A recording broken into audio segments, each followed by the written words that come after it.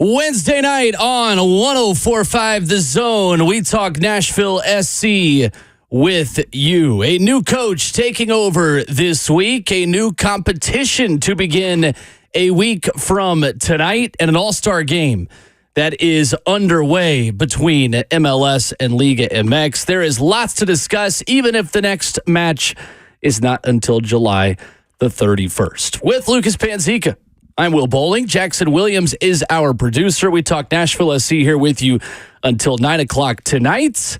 Lucas, great to be with you. How are you? Doing well. Very eventful time of the soccer calendar. Nashville SC hits the pause button as the BJ Callahan era officially started on Monday with Coach Callahan walking into the office. You've got the All-Star game tied at 1 in the 25th minute, Olympic soccer in full swing, and Leagues Cup on the horizon 1 week from today. That's right.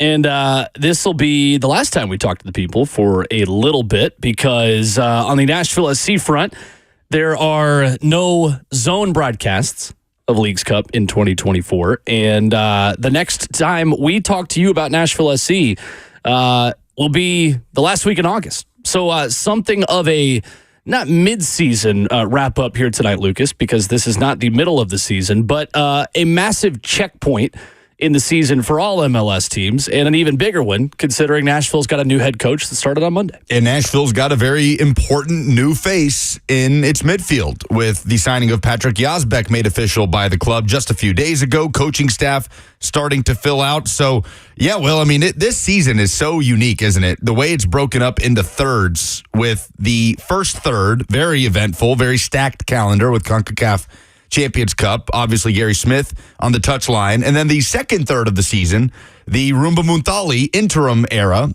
And Rumba will remain as a part of this club moving forward, but the final third of the 2024 season will be with BJ Callahan, the man who will manage the future of Nashville Soccer Club. We will get to that here tonight on the show. We will get to the, really, you could argue, first signing of NSC 2.0 and Patrick Yazbek, who was brought in earlier this week. Lots to break down with him and what he will give this midfield. Jalil Anibaba is in Columbus for the MLS All-Star game, where Liga MX and MLS are tied 1-1 right now in about, 26th minute, end of the first half, or close to it, imminently there at the MLS All-Star game. Waiting on Hani. That's right. Waiting on Hani's appearance in his third consecutive All-Star game. That's right. And it's been lively. It's been fun. So we'll continue to monitor that as the show continues tonight as well. But first, Lucas, we start with the loss over the weekend, 3-0 in Philadelphia as Nashville falls to the Union. That on the heels of a Wednesday night loss at home to Orlando City. Nashville goes into the Leagues Cup break losers of 6 in a row. The performance better in the second half. There's a lot you could take away from this, from a shorthanded Nashville team, Lucas. When you evaluate this 90 minutes and this performance, where do you begin? Yeah, better performance, without a doubt, but exact same scoreline, right, as that Orlando loss just a couple of days prior at Geodis Park. So in the end, it is the same result, but Nashville looked better building out in this game, yet still, Will, with this 6-game losing skid, it's been a lot of the same things that have plagued Nashville. If it's not set-piece defending, it's the lack of a final product in front of goals. It's the ball progression or lack thereof through the midfield, which I think they were better in that area. Against Philadelphia, just couldn't find that final product. I'll add Andre Blake, the Union goalkeeper, had a phenomenal performance as he just now is getting back from a meniscus injury, one of the best keepers in MLS history, kept Nashville off the score sheet.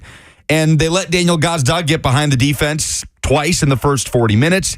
It's 2-0. Nashville fighting to get back into it. Were honestly the more threatening team for the vast majority of the second half. And then just an unfortunate slip. Brent Kallman with the ball at his feet, top of the 18, kind of gifts Daniel Gazdag the hat trick in the 89th minute. And that was all she wrote for Nashville's pre-Leagues Cup, pre-BJ Callahan portion of the 2024 season. But that's kind of been the story, right? I thought that encapsulated it. The Kallman slip and fall and giveaway, it just, those type of things have gone against Nashville in this run, and certainly they are doing things to improve on that with the signing of Yazbek, with bringing in BJ Callahan, and we'll see if Nashville continues to add in the transfer window. But obviously, it has been a very, very tough stretch after what was a very positive start to Rumba Muntali's time as the interim manager with some very quality results. Nashville did outshoot Philly in this game 14-10 in the second half. They had 20 total shot attempts in the 90 minutes.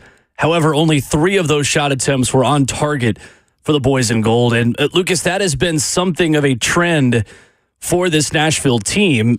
Shot attempts that have been near the bottom third of the league for most of the season per 90 minutes. They took a tick up under Rumba Mundali, but it is getting those attempts on target. That's the difficult thing. And against Philadelphia, Andre Blake, like you said, denied any golden opportunities that the boys in gold had in this one.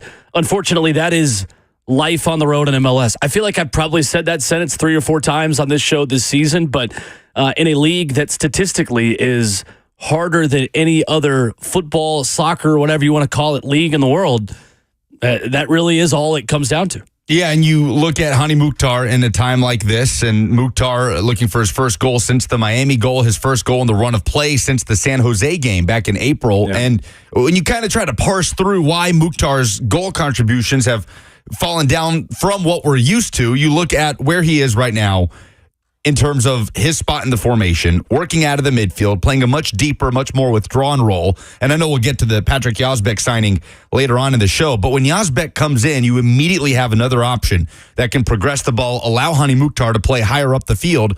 I mean, one stat we have always thrown out about Hani Mukhtar is the amount of shots that he takes, right? He leads Major League Soccer since the start of the 2022 season in shots taken, and by a large margin. Yeah. Mukhtar had 6 shots against Philadelphia Union. Prior to the Union game, he had not had 6 shots in a game since the Montreal game, the 4-1 win when Sam Surge had a hat trick back on May 4th. So that kind of correlates with Nashville's drop-off in goal-scoring production. So whatever gets Mukhtar in a more advanced area up the pitch and in more dangerous goal-scoring situations, I think will have Nashville elevate in terms of that final product. And then, of course, Walker Zimmerman, currently with the U.S. Olympic team. We've seen the difference that he makes, just his presence alone with this defensive team in terms of the goals they've conceded and how the record matches up when he's gone versus when he's here. Nashville immediately goes back up to being one of the best defensive foundations in MLS. Josh Bauer led all players in this game, 93% passing accuracy. He has made 2 starts in a row now back at center back, his natural position, with Walker Zimmerman gone with the U.S. Olympic team, who fell 3-0 in Marseille, opening up the Olympics earlier today. Lucas, is it fair to say with 9 games left and with Leagues Cup upon us that Josh Bauer has been, let's say, the most pleasant surprise, or the player whose stock has risen the most in a Nashville shirt this season? In terms of stock, I would go with Jacob Schaffelberg. Okay. With his performances with the Canadian national team. But you want to talk about most improved player within this team? 100%. 100%, that's got to be Josh Bauer. The way that he has stepped in and had to do it in various different spots. At right back when Shaq Moore was gone for Copa America, sliding into that center back spot with Walker Zimmerman out. And look, I know this defense is better. Any defense is better with Walker Zimmerman in the lineup. But when you look at Josh Bauer, he's not really been the source of Nashville's issues defensively with Zimmerman out of the picture. And he's been called upon in a much larger role. So in terms of stock going up the most, definitely going to go with Jacob Schaffelberg. Feels like the whole world is on notice. Sure. With Nashville winger Jacob Schaffelberg after that Copa America run. But most improved, 100% is Nashville defender Josh Bauer, in my opinion. Yeah, Josh, who made 10 appearances all of last season, 4 starts, playing just over 500 minutes. He has nearly tripled the amount of minutes that he had played in 3 seasons as an MLS player. Just this season, 19 games, 15 starts, and the 15th of which came over the weekend. Some of the notes out of this one: Anibaba Godoy back in the team, his first appearance since June 1st versus New England Revolution, where he was on late in the 62nd minute. And Anibaba, who went with Panama to Copa America, leaving Nashville SC for around a month, picked up an injury with the national team, came back and then continued to rehab that injury here in Nashville. I think, Lucas, as we continue to talk about the midfield and about ways that Nashville can evolve, Anibaba Godoy is still going to be, in my opinion, a very big part of what that evolution looks like this season. And The injury luck has not gone the boys and gold's way recently, but that was a small positive in that department over the weekend. Yeah, I feel like Godoy has a similar magnetic presence in the midfield that Walker Zimmerman has in the middle of the back line. Just in terms of the way he marshals that group, directs traffic, advances the ball, one of the more progressive passers that this team has. So, yeah, it'll be huge, especially because of the injuries that you noted. Drew Yearwood, we don't know what his status will be.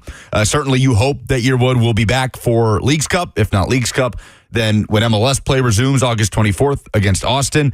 Tyler Boyd, we know, to be done for the season. And Boyd has played out on the wing a lot. It's his more natural position. But there's no doubt Tyler Boyd can move inside and play a more central ball progressive role with the way he can get out of tight spaces, his touch, what he can do technically with the ball at his feet. Tyler Boyd's out of the picture now for the remainder of the season with that ACL. So Godoy has to be a big part of it. Absolutely. So Nashville's new look midfield, the next time we see them, a week from today, is going to be very interesting in terms of whether or not Drew Yearwood is healthy, whether or not we see Patrick Yazbek make his Nashville debut, and if Anibal Godoy is a part of that from the jump in BJ Callahan's first ever starting lineup for the boys in gold. So at this point of the MLS season, 9 games to go, Nashville will play 4 of those games against Eastern Conference teams above the playoff line as it stands right now. However, you also still get to play the 3 worst teams in the Eastern Conference again. When you talk about DC, you talk about Chicago, and those other teams at the bottom of the league as it stands currently. Lucas, Nashville is a couple of points out of the final playoff spot where Atlanta United is in 9th. 26 points with 9 games to go. We're going to talk to Jalil Anibaba about this coming up in a few minutes, but the beauty of MLS, Lucas, is that everyone, maybe other than one team, is still in the mix for the playoffs. Is it fair to say Nashville getting the window right, getting healthy, is still a dangerous team? Because I'm looking at a Sporting Kansas City team last season that had to win 3 of their last 4 games, finished on 44 total points, and were a 1-0 defeat to Houston Dynamo away from making the Western Conference final in MLS. There are stories all around this league of teams getting hot at the right time. Absolutely. And that's why that was a huge emphasis for Mike Jacobs and Ian Ayer on why to make the coaching change in the middle of the season. Nashville could have ridden out 2024 with Gary Smith or be it Roomba Muntali in an interim role. There's a reason why they were determined to get BJ Callahan in for the final 9 games of the MLS season. Yes, first of all, because they wanted BJ Callahan to be their coach, and with the changes probably still to come in Major League Soccer, not including the changes outside of Nashville that have been made, managerial changes, BJ Callahan probably was going to be off the board if Nashville didn't make that move when it did. And also because they believe this team still has a core that can compete. Nashville's on 26 points in 12th in the East. Toronto sits 8th in the Eastern Conference, above the playoff line on 30 points. That's a 4-point difference. There's going to be a lot of moving in the Eastern Conference table, particularly in that bottom half where Nashville resides in that last 9-game stretch. And you're right, they've gotten past some of the big dogs, right? They've played New York Red Bulls twice. That's a top 4 team right now. They've played both games against Columbus, both games against Miami. You still got one to go against Cincinnati, a team that you've already beaten on the road, so you get them at home. But of the remaining 9 MLS games, 4 of them are at Geodis Park. 5 of them are on the road. So that first MLS match back against Austin, critical to get a Western Conference opponent that, like you, is below the playoff line and it's crunch time. Critical to get 3 points in that game because you just don't want to be in a position late in the season, no matter who you're playing and where they are in the table, where the pressure is on to get road points in order to make the playoffs. On Monday, the BJ Callahan era began here in Nashville as Nashville's second ever head coach officially took over. You're going to hear from him coming up in a few minutes on a clip Nashville SC put out on their social media of him describing his style of play. That's coming up later up in the next segment. But when we come back from Columbus, our very good friend Jalil Anibaba will join us. Apple TV commentator, 104.5 The Zone broadcaster last season. He will talk about Nashville SC, MLS, and all the headlines that we're getting to tonight here on NSC Backstage, and that's coming up next.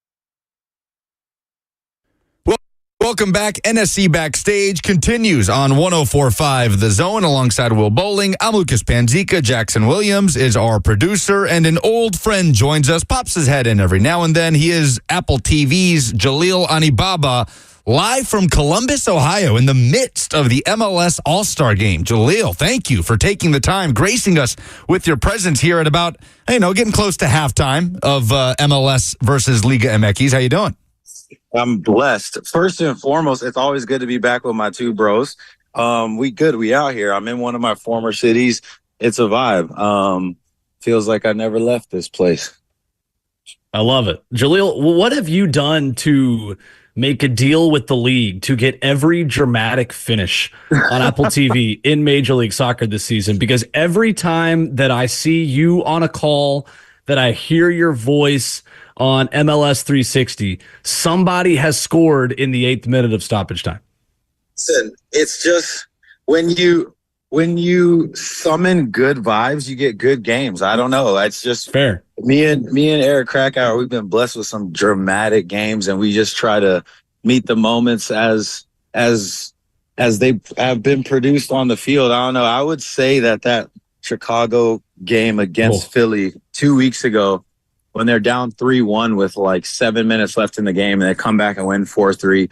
Feel sorry for Philadelphia, but man, that was easily one of the most exciting games that I've broadcasted, minus probably Leagues Cup against Club America, Nashville Club America. That one, I don't know if you can top a more exciting game than that, because that is probably the craziest game of soccer I've ever seen in my life. I really wish we had a camera on you and me, Jalil, when I told you for the first time, I don't think this game is over. And Facts. Just immediately like, no, it's done. It's done. What do we got for post game? Let's go. Jalil, I don't think the game is over. We would need a camera in. We should have had my booth cam in the booth that day, because I think you were literally the first person in the entire stadium to realize that the game wasn't done up. Oh my gosh. Most people had left. It all comes back to Tennessee football with me, as you know, Jalil. And when you've had a review see that Tennessee had 14 players on defense against LSU to end a college football game, and a win turned into a loss. We've seen it all, Jalil. We are jaded with these things. We are ready at a moment's notice. All I can say is that you Vols consider yourselves to be one of the top programs in college football, but I mean, even I know that you can't have 3 extra players on the field. That's all I'm saying. Well, we appreciate the time, Jalil. It was great catching up with you, and I guess we'll just talk to you later. Thanks. Go Tar Heels. Let's do this. Listen, Nashville SC has lost 6 games in a row, right? It's the longest losing streak in club history. But I think back to this time last year when the club had lost 4 of its last 5, kind of limped into Leagues Cup in the group stage. There were not high expectations placed on Nashville in the inaugural Leagues Cup. Boys in Gold ripped off a run to the final. Now, I'm not saying that is a like-to-like situation, but just sort of put us in the mind of a locker room, of a player in the locker room around this time of year when there's a new coach coming in, you're on a poor run of form, and you're about to have to gear up for a totally different competition that's going to include some unfamiliar opponents. Can you sort of contextualize what this moment would be like for a player in Nashville SC's dressing room? Yeah, as a player, they know that it is completely different from the league. They know that it's a fresh start for them and every player, quite frankly, going into Leagues Cup with equal opportunity to win the whole thing. And that was a perspective in which the players in the locker room, technical staff went into the tournament last year. So there's no reason why the mentality would be any different. I think if anything, there may be a little bit more hunger in the locker room to get something out of Leagues Cup, because like you noted at the top there, Lucas, it's been a season for Nashville where it seems to be 1 foot forward, 2 back, 2 steps forward, maybe 1.5 back. So they're looking for something to really be able to gain traction. Drew Yearwood injured a couple of weeks ago. Not sure what his status will be moving forward. Obviously, Tyler Boyd out for the remainder of the season with an ACL. So there's no doubt the injury bug has bit this Nashville team this year as well. Randall Ayal, Lucas McNaughton going back to the early part of the season, and Walker Zimmerman in Paris for the Olympics at the moment. So Nashville brings in a signing. An Australian midfielder, Patrick Yazbek, was playing in Norway. He'll step in for the boys in gold. We'll see if he makes his debut in Leagues Cup. But given the omissions due to injury, what kind of element will Patrick Yazbek bring to this midfield that they needed? Yeah, just obviously more depth, more competition in the midfield. I think what's always been very important in terms of how Nashville's set up from a roster standpoint, from a tactical standpoint, is a strong midfield. To be able to be good in possession and to be able to hunt the ball effectively, defend in a low block effectively, be able to spark transitions on the flip side effectively as well. These are all things that are tasked of Nashville midfielders. So I think that whenever you have the opportunity to tap into players that have had, experience in other countries and in reputable leagues to be able to come in and bolster the roster, you're in a good spot. But like I said, Nashville is looking for anything that will be able to allow more traction, more continuity, and new faces are the name of the game for Nashville, not just, on the pitch, but obviously at the touchline as well. Jalil Anibaba, good friend, Apple TV analyst with us here on NSC Backstage. Jalil, it's a unique time for a new coach to implement new ideas. And in a lot of ways, BJ Callahan kind of has a mini training camp that he can put his team through in a little bit of a break here from league play, which will begin again on August 24th, exactly a month from now. It's a unique opportunity, isn't it, for BJ? From people you have talked to, from just the people who have played under him and the national team. What are some of the ways that you think he will impact this team and try to implement his own ideas and just vibes into that locker room over these next few weeks? Yeah, I mean, his experience with top level players is going to be vital. In the national team, his experience with players, top level players, and to being able to develop young talent in Philadelphia as assistant coach under Jim Curtin and company is something that obviously he'll be able to rely on, and it will be second nature for him. And I think whenever you're looking at a manager who is getting essentially their first shot at being the head coach, there's so much, motivation there. There's so much enthusiasm from just one's inner ethos to make sure that they are setting their legacy off on the complete right foot. No deserving coach more than him in terms of having the right resume to be able to step into the helm here in Nashville.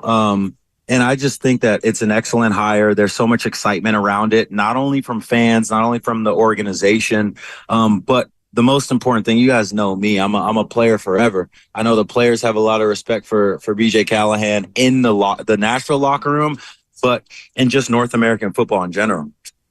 Mike Jacobs has talked a lot about this being NSC 2.0. I know you sat down with him, and in our conversation we had as all of this change happened for NSC Spotlight on Apple TV. What stands out to you about Mike Jacobs' vision and just the club's vision for taking the next step and adapting principles into a new era of this club? Yeah, what stands out to me most about the way Mike is looking about this, talking about it privately and publicly, is that it's forward facing.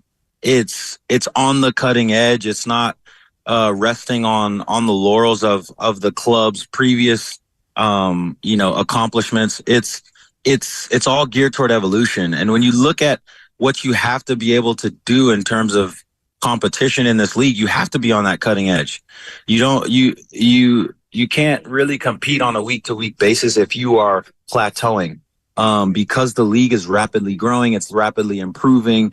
And the stakes in terms of just the competition and be able to sit at the proverbial table, if you will, requires you to get better literally every week. So this move embodies that. And, again, I'm poised and happy about the prospect of what BJ Callahan can bring, not only for him as a manager, but most importantly for what the team can do on the pitch.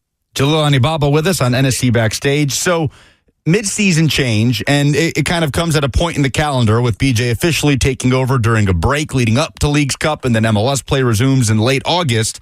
How different is it from a player perspective to have that transition happen mid-season as opposed to in the offseason when you have that ramp-up period and then preseason games to implement ideas and a certain style of play? Just what's the contrast of going through that change right now with the bullets still kind of flying, so to speak?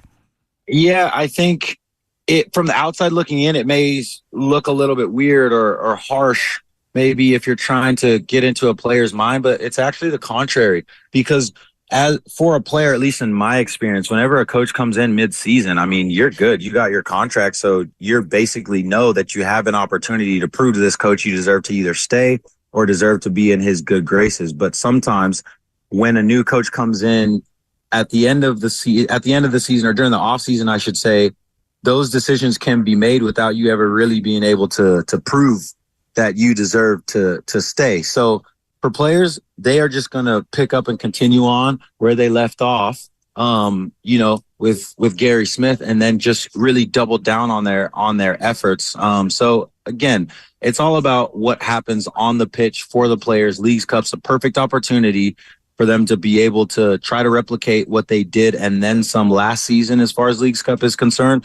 And most importantly, I think from a new era standpoint, it's the perfect time for BJ Callahan to come in and to be able to leave his stamp on the team in a fresh way, because he starts with a brand new competition. Jalil, around the Eastern Conference, it is a fascinating group of teams in the middle of this table. And from 8th through 15th, only 7 points separates 8th place Toronto, 15th place New England, with 9 games to go for NSC. It's crazy how many established powers in this league, your Philadelphias, your Atlantas, your Orlandos, have not gotten off to good starts. But it seems like you've got a lot of teams that have now gotten back to the status quo here with 9 games to go. How just weird of a season has this been for you in the East, where you just have kind of a flip-flop a little bit of what we saw from much of the table from last season? Yeah, the flip-flop, Will, my bro, has been weird, but the way in which the parity has played out is commonplace in MLS. It's super commonplace. So I think a lot of people forgot the only reason why, or not the only reason why, but the main reason why Orlando was pegged to be one of the best teams going into 2024 is that they had the best run of form in the entire league post Leagues Cup in 2023. So they were struggling last year at almost a similar rate and then became one of the best teams. So it's par for the course in terms of literally every single team in the East is in the playoff hunt. And I would say every single team, by and large, in the entire league is in the playoff hunt, except for probably San Jose. And that's, to me, why I love this league, and it's why it's so difficult to play in and prepare for week in and week out. All right, Jalil, last one. Liga MX versus Major League Soccer. Leagues Cup, this is becoming a bigger discussion about Major League Soccer battling to be not only on par with Liga MX, but beyond Liga MX and being a better league than our neighbors to the south, especially as the World Cup gets here in just a couple of years. What's it been like at All-Star Week, and how much is that a goal you feel like MLS will continue to aim for in battling with our rivals who we battle with in All-Star Week this week? Yeah, I mean, I know there's a obvious comparison, potential rivalry between MLS, Liga MX, but I see it more as a partnership, to be honest with you. Yeah. I think Leagues Cup is the definition of a partnership between two leagues. The way that, over the last few years, most of the All-Star games have been against the Liga MX All-Stars, which has been great. But for me, it's just awesome to see. Whenever you're talking about MLS on par with one of the best leagues in the world, you're first and foremost talking about the realness of the reputation of the league. And you're also talking about the growth of the league and how much better it's getting. Okay, sounds good. But for me, what I'm going to do is I'm going to take your question even a little bit further. I'm predicting the goals for this league, or for the game, and the score line. I think it's going to be a 4-3 thriller. Ooh. Cucho gets a brace. Lucho Acosta gets 1 assist. Hani Mukhtar gets a goal as well. And then at the end of it, the thriller is going to be delivered by, let's see here. I'll go with Bernadeschi, Cunningham on the right-hand side, banger top corner. Boom. Darlington Nagbe gets an assist as well. All right, there you go. You don't even have to watch the game. Jalil Anibaba just laid it out. I mean, you are there, the collection of the best players from Major League Soccer, the best players from Liga MX. Who is Jalil Anibaba's just over midway point pick to win the Landon Donovan MVP award? Is it Lucho Acosta? Is it the Golden Boot leader in Chicho Arango? Is it still Lionel Messi despite the absences this year? Who is Jalil Anibaba's pick? Yeah, I think the running is those three players. But for me right now, Lucho Acosta is bar none the MLS MVP if we had to stop everything, shut down operations, and pick right now. But I'm going to put a little tail end on that one as well. You also have to really understand how incredible what the Columbus Crew is doing. And I think if they find a way to win MLS Cup again this year, Darlington Nagbe will be the best player to ever play in MLS. I'm just saying it now. Wow. I like it. There you go. He is Jalil Anibaba of Apple TV and also with Nashville Soccer Club. Jalil, always great to hear from you, my friend. Enjoy the remainder of All-Star Week, and we'll see you back in Music City. You already know, my bros, and I'm going to do something that you guys are unable to do. Go Balls. Oh, look at that. Wow. That's all it took. It took a year and a half of this working relationship. When I get you guys to say Roll Tide, I have completed all the most difficult tasks in life. The Infinity Stones would be totally assembled at that point. All right, Jalil. Talk to you soon, brother. All right, cool. Peace. Thank you, sir. Later. Jalil Anibaba joining us. Why didn't we bleep out the RT words there at the end of that? Should have had the bleep button written. Great point. He keeps trying. He keeps chipping away at that. Not just with us, with Jackson Williams, too, our great producer, who stands strong. So there he is, Jalil Anibaba, halftime of the MLS All-Star Game up in Columbus inside lower.com field. A great crowd on hand to see Liga MX with a 2-1 lead on the MLS All-Stars. That is at halftime. BJ Callahan is here. Took over Monday. Describing his play style. I like this. It reminds me of Nolan Richardson college basketball is what this reminds me of. Here is BJ Callahan from Nashville Soccer Club on social media today about the new style of play under his leadership. You can go on and on when you ask a soccer coach what his philosophy is and what his style is. You know, the style is going to be what we call sort of like a controlled aggression. When we're with the ball, we want to be able to control the opponent. We want to know what we want to do with it. We want it to be clear and an opportunity to create advantages. And at the end of the day, create really good goal scoring chances. When we don't have the ball, we want to dominate the opponent. We want to be able to dictate and press them into making mistakes. And again, with the common theme of trying to create really good goal-scoring chances. And at the end, you want to see a team where we say everybody attacks and everybody defends. And what that means is that the group is moving collectively and everybody's on the same page, has a clear understanding of their roles and responsibilities. I like it, Lucas.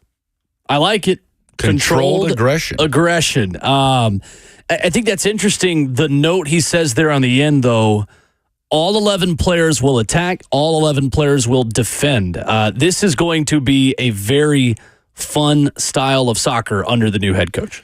It will be a departure from what we kind of came to know in terms of Nashville's foundation, what they are. But that's what Mike Jacobs and Ian Ayer and the club wanted, right? They wanted to move into a phase with an emphasis on player development, young player development, and playing with the ball, controlling the pace of the game, regardless of if you have the ball or not, but largely controlling it with possession of the ball.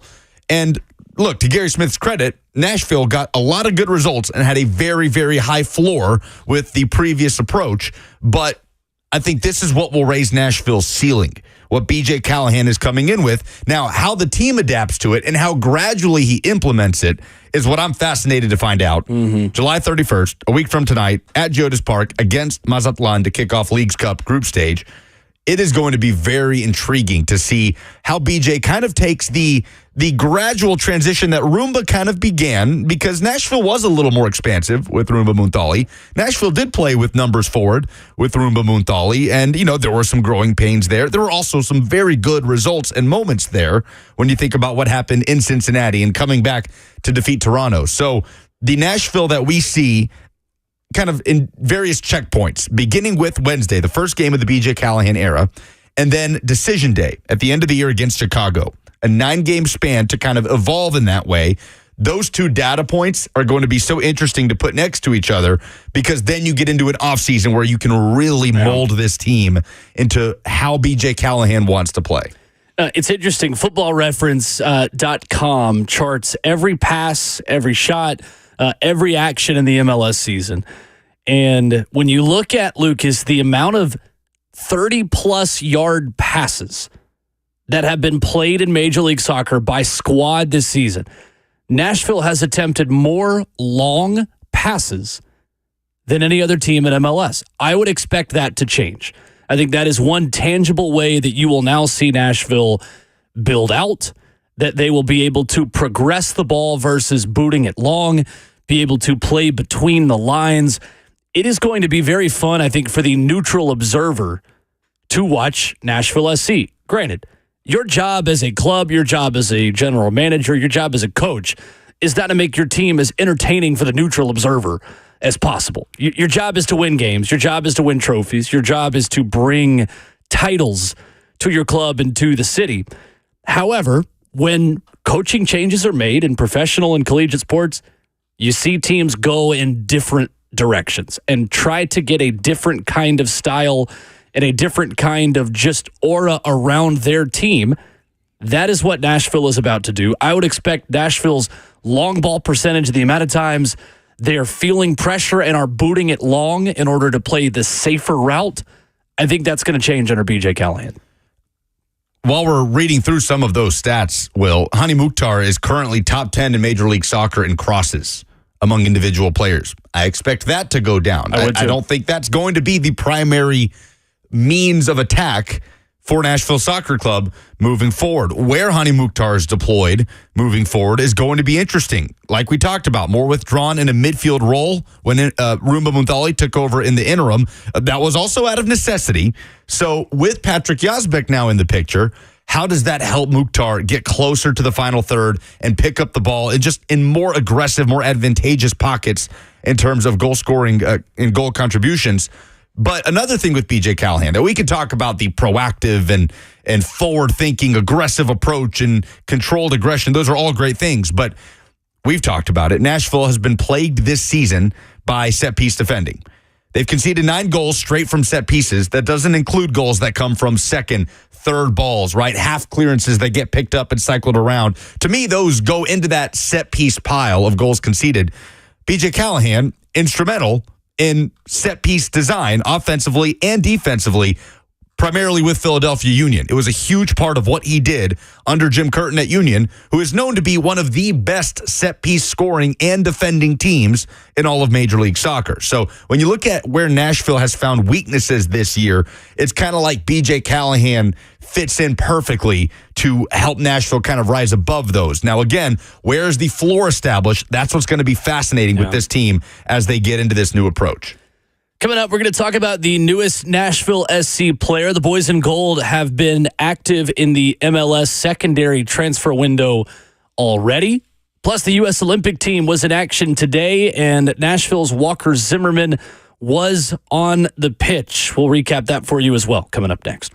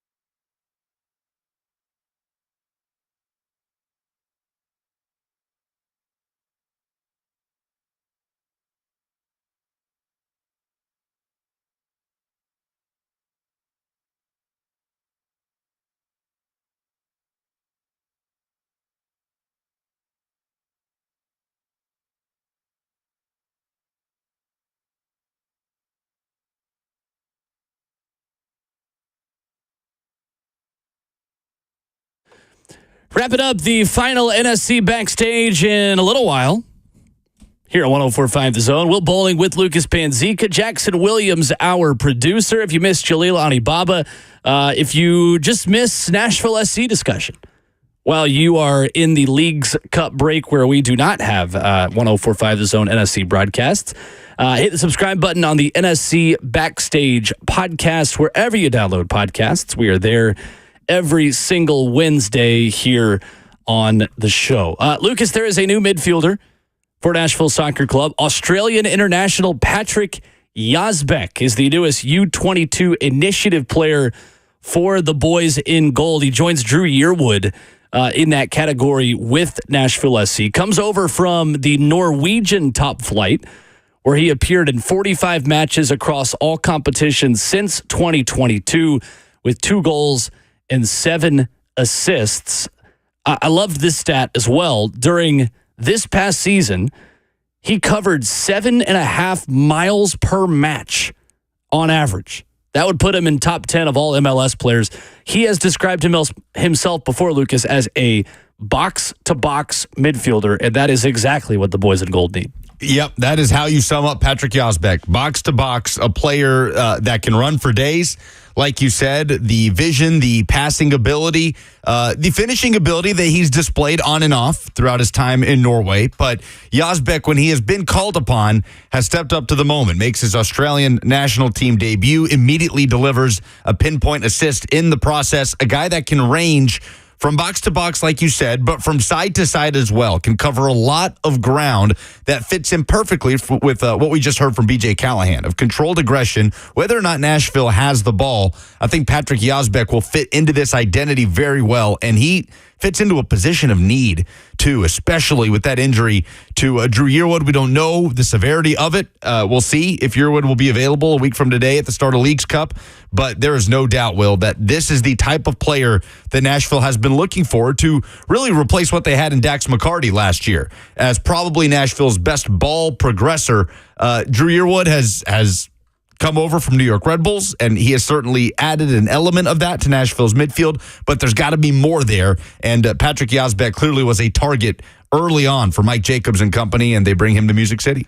I think, Lucas, one of the priorities for Mike Jacobs for Nashville moving forward over the coming weeks and months and moving forward in the next season as well is getting Hani Mukhtar to his best, to his 2022 MVP form.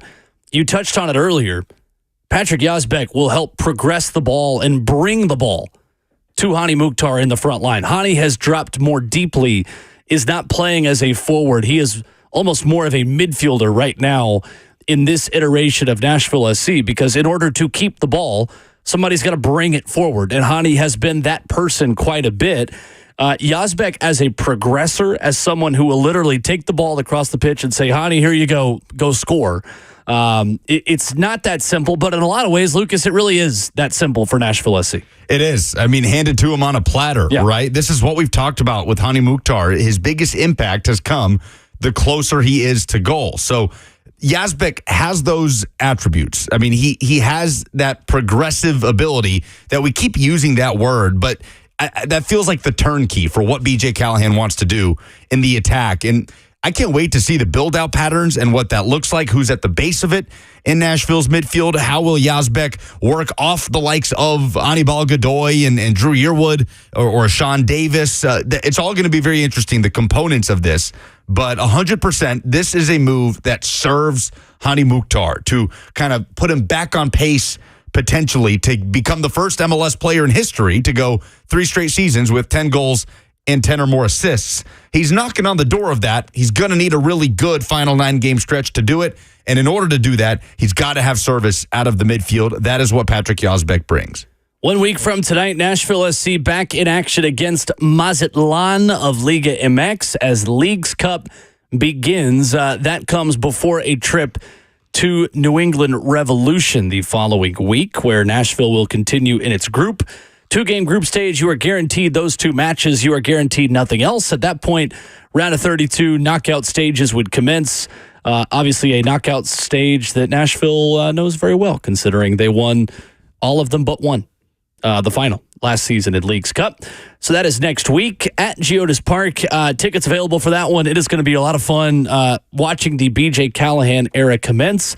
Lucas, this is not a friendly. It's not an exhibition. There's money up for grabs. There are big things that players value in this competition that are up for grabs. However, you can take risks in this, and your playoff positioning moving forward is not going to be punished. And that is, it provides a really weird, is maybe not the right word to use it, but a weird opportunity for BJ Callahan to play meaningful games, try things out, see what works, and get ready for August 24th when MLS play commences again. It's definitely unique, right? Because you have this ability to try things without major penalty. Of course, Nashville wants to win every game that it's in, and this is a competition that I think we all went into when its first iteration came about in 2023.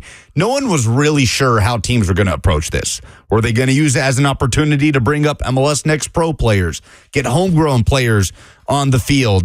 Were they going to value it like they value an MLS playoff run? And they did. I mean, for the most part, teams were putting out first choice 11s, and we saw what happened. Nashville got hot. They got into the swing of things, got a critical win in Cincinnati. Next thing you know, they're in the Leagues Cup final playing Inter Miami in an historic night here in Music City. So I'm very excited for this tournament with the chaos that it gave us last year. And we'll get to meet BJ Callahan on Friday. Yes, his introductory press conference happening, so look forward to that. He has added to his staff. John Bello announced as the first assistant coach by Nashville Soccer Club today. And then what happens beyond that, too? Are there retentions? Matt Pickens, the goalkeeper coach, who has done a phenomenal job with Joe Willis, with Elliot Panico, with Ben Martino as well.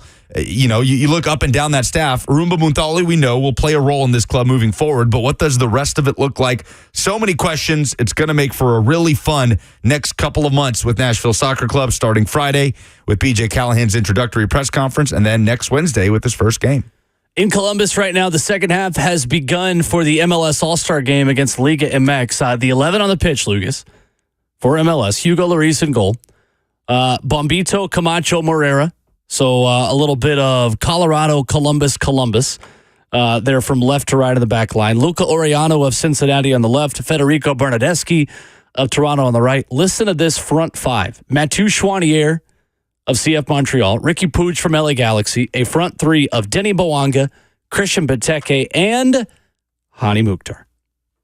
That's a pretty good 11. Mukhtar, who just had a header right at the 6 that bounced straight up and onto the crossbar. It was fed in with the left-footed cross, swung in by Bernardeschi, inches away from Mukhtar equalizing for the MLS All-Stars. But yes, he is in for the third consecutive year at the MLS All-Star Game. And man, this is end-to-end stuff, man. Yeah, I mean, this game gets competitive between these two. As you said, 2-1 MLS trailing by a goal in the 59th minute. So see if Mukhtar can't bring the Major League Soccer All-Stars level here for a fun finish. Real quick, United States Olympic soccer, men's soccer was in action today.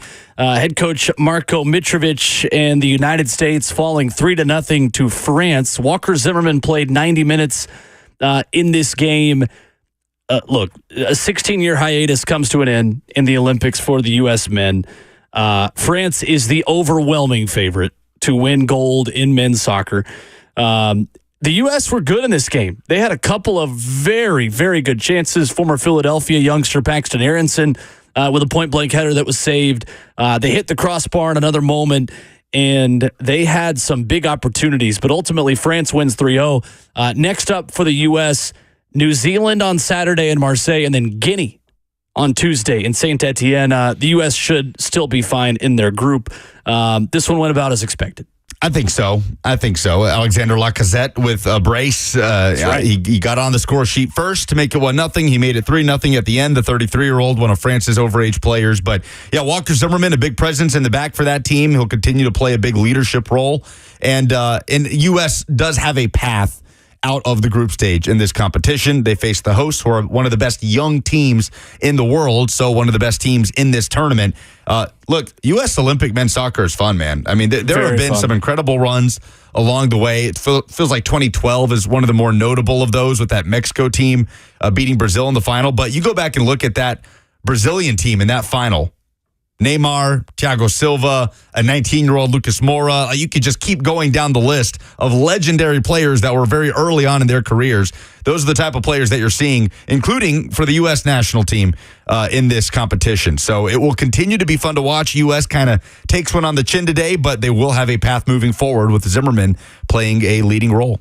That does it for us here tonight on NSC Backstage. A week from tonight, the B.J. Callahan era begins on the pitch. Friday, we'll meet with him at Geodis Park for his introductory press conference. Stay tuned to the latest at 1045 The Zone on Twitter for coverage from the Castle. For Lucas Panzica and Jackson Williams, I'm Will Bowling. We will talk to you, Friday from the press conference. The next time NSC is on our airwaves, August 24th, a month away. Enjoy Leagues Cup. Enjoy your summer here in July. We'll talk to you soon on 1045 The Zone.